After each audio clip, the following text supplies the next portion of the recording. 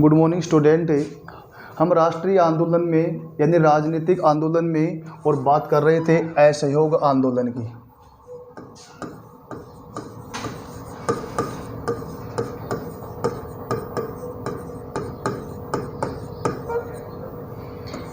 असहयोग आंदोलन। असहयोग आंदोलन क्यों शुरू किया गया अपने देश के अंदर? असहयोग आंदोलन अपने देश में अंग्रेज़ों को सबक सिखाने के लिए, अंग्रेज़ों को अपने देश से निष्कासित करने के लिए, अंग्रेज़ों को अपने देश से बाहर निकालने के लिए महात्मा गांधी के नेतृत्व में 1920 ईस्वी में असहयोग आंदोलन की शुरुआत की गई। क्यों की गई? कि जिस टाइम में अंग्रेज़ सरकार ने 1919 ईस्वी में रोल्ट एक्ट शुरू किया था और रोल्ट एक्ट को ख़त्म करने के लिए भारतीय लोगों ने पंजाब में और अमृतसर ज़िले में एक सभा का आयोजन किया और उसमें कम से कम यानी 1000 भारतीय लोग बेकसूर मारे गए थे, ये अंग्रेज़ों की वजह से। इसलिए अंग्रेज़ों को यहाँ से भगाने के लिए, अंग्रेज़ों को यहाँ से निकालने के लिए और 1920 ईस्वी में असहयोग आंदोलन की शुरुआत की गई। असहयोग आंदोलन का मुख्य उद्देश्य क्या था? सबसे पहले आप लोग बेटा देखिए, असहयोग आंदोलन होता क्या? इस शब्द का अर्थ क्या होता है? असहयोग आंदोलन का मतलब होता है, शब्द का मतलब होता है यहाँ पर नहीं, सहयोग का मतलब होता है साथ, और आंदोलन का मतलब होता है लड़ाई। यानी महात्मा गांधी जो अहिंसा के पुजारी थे, उन्होंने कहा कि हमें 4 चीज़ों को लेकर के और ये आंदोलन को सफल बनाना है। 4 चीज़ों को लेने का मतलब इसका ये है कि हमें किसी भी प्रकार की कोई लड़ाई झगड़ा नहीं करना है, विदेशी वस्तुओं का बहिष्कार करना है, संस्थाएं, सरकारी विद्यालय, संस्थाएं, जो हॉस्पिटल्स हैं, इनको बंद किया जाए और अंग्रेज़ों का किसी भी प्रकार का और भारतीय लोग हैं वो साथ नहीं देंगे। कहने का मतलब इसका ये है, मुख्य इनका उद्देश्य ये था कि अगर हम लोग अंग्रेज़ों का साथ नहीं देंगे तो अंग्रेज़ परेशान होकर के और अपने आप और अपने देश की ओर पलायन कर लेंगे। सब भारतीय लोगों ने मिलकर के और एक जुलूस निकाला अपने भारतीय लोगों का, भारतीय सेना जिसको हम लोग कह सकते हैं, ये जुलूस अपना शांतिपूर्ण तरीके से चल रहा था। उस टाइम में गोरखपुर ज़िले में, देखो यूपी में, उत्तर प्रदेश में, और ज़िला है गोरखपुर ज़िले में, और एक जगह का नाम है चोराचोरी नामक, चोराचोरी। अंग्रेज़ों की एक पुलिस चौकी थी चोराचोरी। अब वहाँ से अपना जुलूस जा रहा था, तो इस जुलूस को और अंग्रेज़ों ने इसको मतलब अत्याचार किया, उनको प्रताड़ित किया। तो क्रोधित अब भारतीय जो सेना थे यानी उसकी भुजाएं फड़क रही थी, तब उन्होंने क्या किया, अंग्रेज़ों की और पुलिस चौकी के और आग लगा दी। जब अंग्रेज़ों की पुलिस चौकी के आग लगाई, देखो ये घटना थी 5 फरवरी सन, आप लोगों को ध्यान में रखना, मैंने आप लोग पहले बताया है, यानी 5 फरवरी और 1922 ईस्वी की घटना है। 5 फरवरी 1922 ईस्वी में अंग्रेज़ों की पुलिस चौकी पर भारतीय लोगों ने, भारतीय सेना ने और उसके आग लगा दी, जिसमें एक थानेदार सहित, आप लोग क्या बताओगे? देखिए इसका मेन पॉइंट ये होगा, अंडरलाइन करोगे आप लोग इसके, कि एक थानेदार यानी एक थानेदार सहित 21 सिपाही, क्या एक थानेदार सहित और 21 सिपाही जलकर के क्या हो गए, उसमें राख हो गए। भारतीय इतिहास में इस घटना को और चोराचोरी कांड की घटना कहा जाता है। क्या बोला जाता है? कई बार प्रश्न आप लोगों से पूछते हैं बेटा कि देखो राष्ट्रीय आंदोलन है, ये देखो कंटिन्यू तरीके से चलते हैं, यानी चोराचोरी कांड की घटना क्या थी? 5 फरवरी 1922 ईस्वी में भारतीय लोगों का, भारतीय सेना का शांतिपूर्ण जुलूस चल रहा था। महात्मा गांधी का महात्मा गांधी का इसमें एक टारगेट था, एक उद्देश्य था कि आंदोलन होना चाहिए बिल्कुल शांतिपूर्ण तरीके से। तब भारतीय सेना के ऊपर अंग्रेजों ने उसको प्रताड़ित किया और उस पर आक्रमण करने की योजना बनाई। तब उसको परेशान किया। तब क्रोधित भारतीय सेना ने अंग्रेजों की पुलिस चौकी के ऊपर आग लगा दी। उत्तर प्रदेश में गोरखपुर जिला है, वहाँ पर एक जगह का नाम है चोरा चोरी नामक स्थान, और वहाँ पर अंग्रेजों की पुलिस चौकी और उसमें आग लगा दी भारतीय लोगों ने, जिसमें एक थानेदार सहित 21 सिपाही अंग्रेजों के जल करके राख हो गए। और इस घटना को भारतीय इतिहास में चोरा चोरी कांड के नाम से जाना जाता है। किसके नाम से जाना जाता है बेटा? चोरा चोरी कांड के नाम से जाना जाता है। अब देखिए, ये चोरा चोरी कांड की घटना होने के बाद में महात्मा गांधी ने इस असहयोग आंदोलन को स्थगित कर दिया। स्थगित करने का मतलब है स्थगित करना, यानी बंद करना। स्थगित करने का मतलब क्या होता है बेटा? बंद करना। असहयोग आंदोलन को स्थगित क्यों किया गया? असहयोग आंदोलन को स्थगित किया गया चोरा चोरी कांड की घटना के बाद में महात्मा गांधी ने इस आंदोलन को क्या कर दिया? स्थगित कर दिया, यानी बंद कर दिया। अब देखिए, इस आंदोलन को बंद करने के बाद में क्या हुआ? अब महात्मा गांधी के पास में सब लोग गए कि आप लोग इस आंदोलन को बंद क्यों कर दिया? महात्मा गांधी ने कहा कि शासन अंग्रेजों का है। मैं आप लोगों से एक वादा किया था, भारतीय लोगों को कह रहा, भारतीय सेना को कह रहा, भारतीय सैनिकों को कह रहा है कि आप लोगों को मैंने एक वादा किया था। क्या वादा किया था? कि आंदोलन होना चाहिए बिल्कुल शांतिपूर्ण तरीके से, किसी भी जीव की हत्या नहीं होनी चाहिए, किसी को बुरा कहना भी नहीं है। ये बात कहने के बाद में महात्मा गांधी ने इस आंदोलन को क्या कर दिया? स्थगित कर दिया। 1922 ईस्वी के बाद में आप लोग देखिए हुआ क्या? Simon commission. देखिए आप लोग इसके बारे में देखिए, साइमन कमीशन। देखिए बेटा, साइमन कमीशन क्या चीज है? साइमन कमीशन क्या था? साइमन कमीशन एक अंग्रेज अधिकारी था, सर जॉन साइमन। क्या नाम था उसका? Sir John Simon. और उसके नेतृत्व में एक कमीशन बनाया गया, एक सदस्यों का दल बनाया गया। उन दल में और 7 सदस्य शामिल थे। कितने सदस्य शामिल थे बेटा? 7 सदस्य शामिल थे। उन 7 सदस्यों में एक भी सदस्य भारतीय नहीं था। क्या नहीं था? 1927 ईस्वी में, क्या 1927 ईस्वी में सबसे पहले यह साइमन कमीशन मुंबई पहुंचा। कहाँ पहुंचा? मुंबई पहुंचा, सर जॉन साइमन के नेतृत्व में।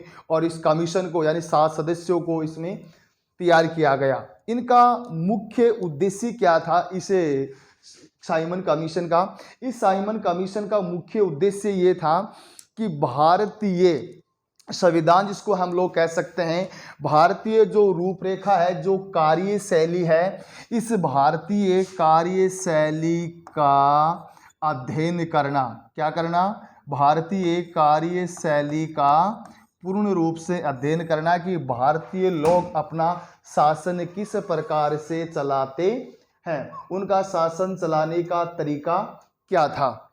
इसलिए 1927 ईस्वी में ये साइमन कमीशन मुंबई पहुंचा।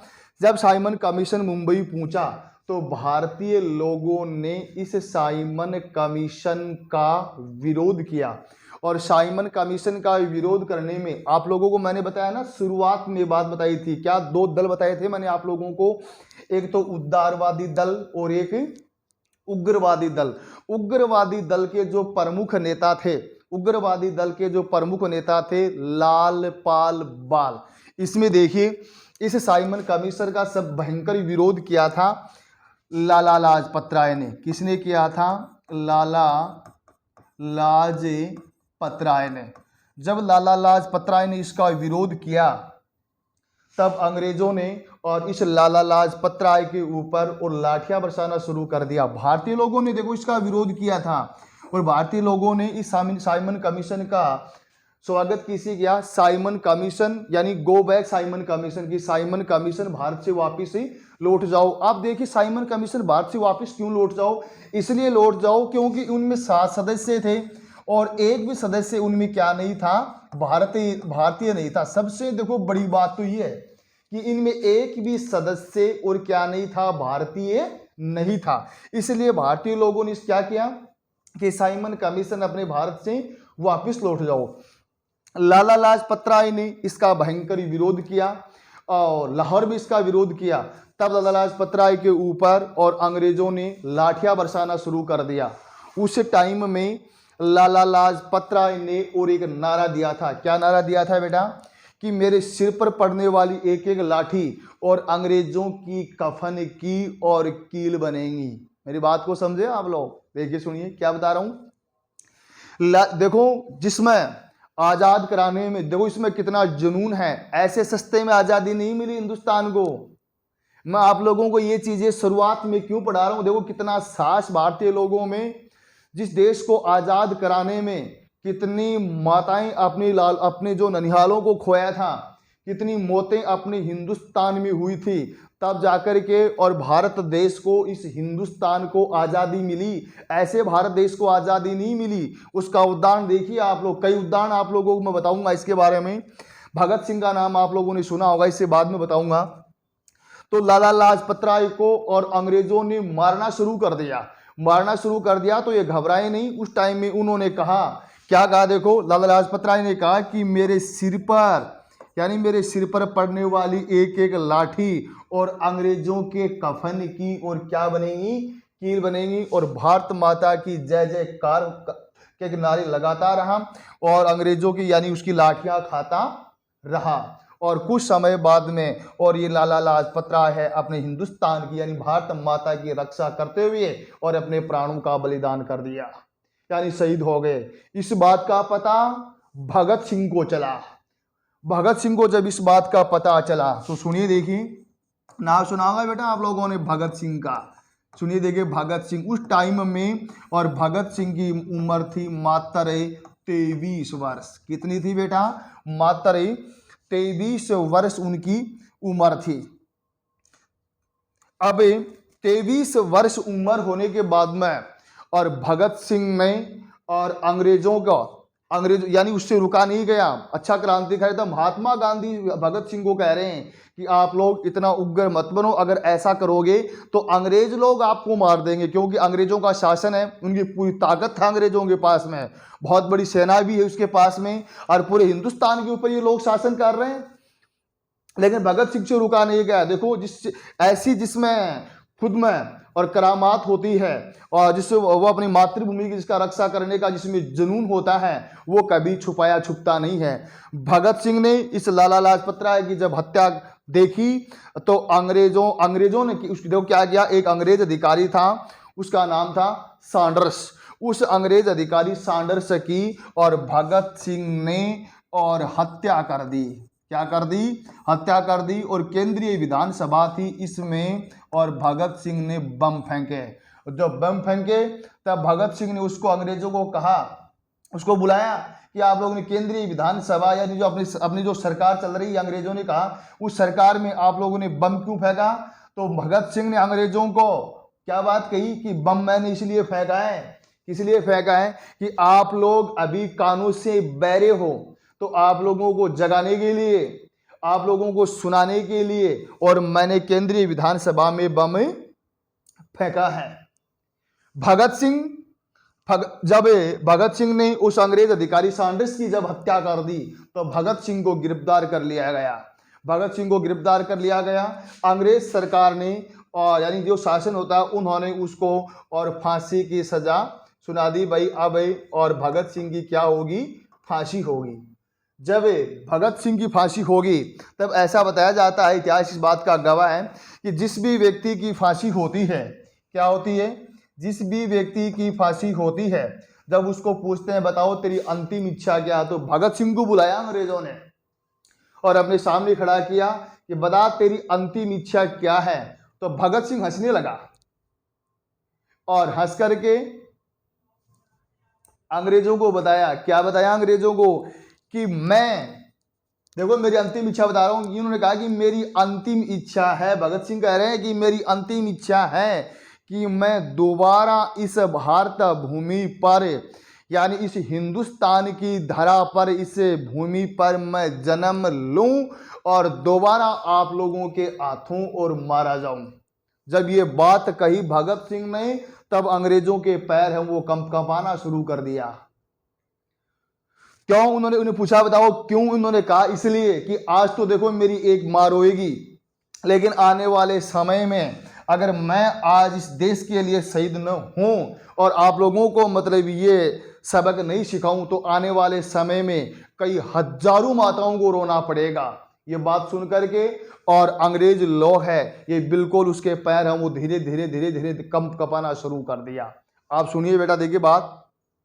ऐसा करने के बाद में और 1931 ईस्वी में और भगत सिंह को और उसके साथी थे सुखदेव और राजगुरु को और फांसी के फंदे पर लटका दिया।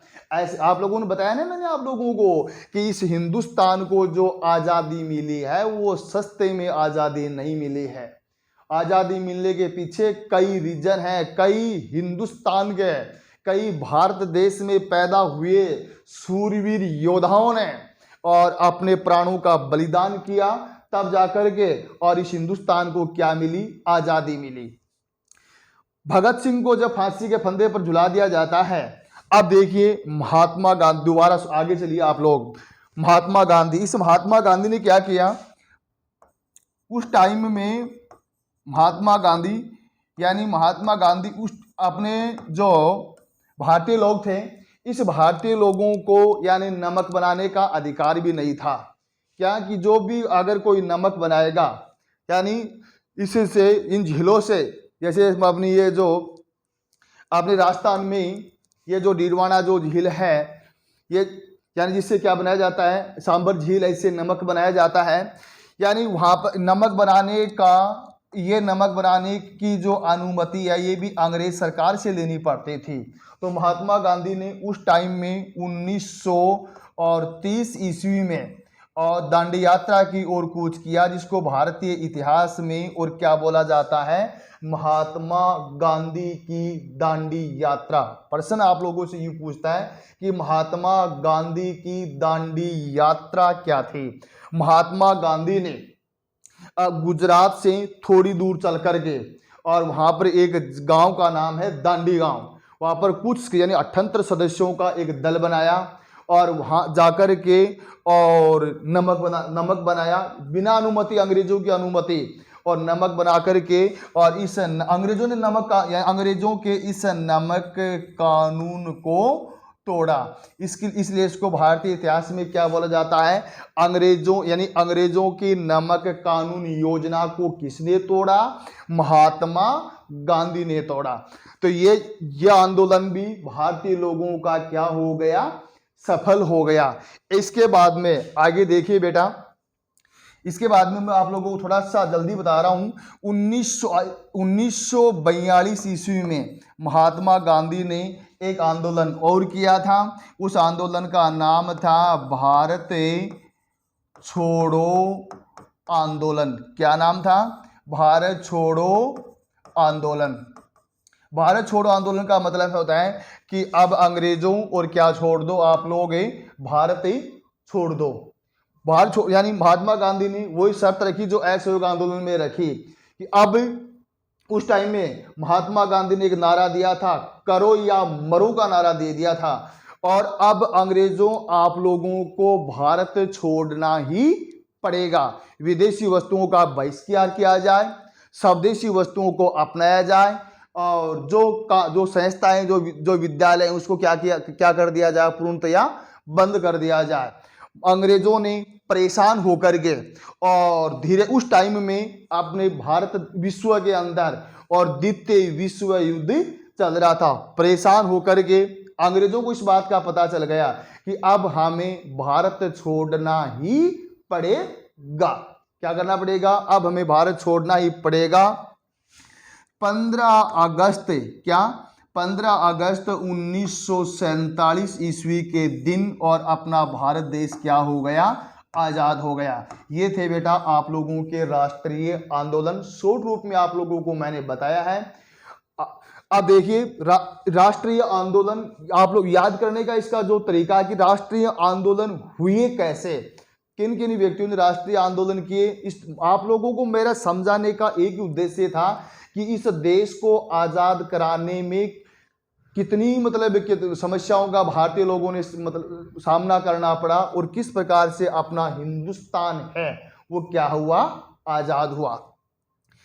इसके बाद में आप लोगों को मैं नेक्स्ट क्लास में और इसके बारे में हम लोग आगे बताएंगे। धन्यवाद।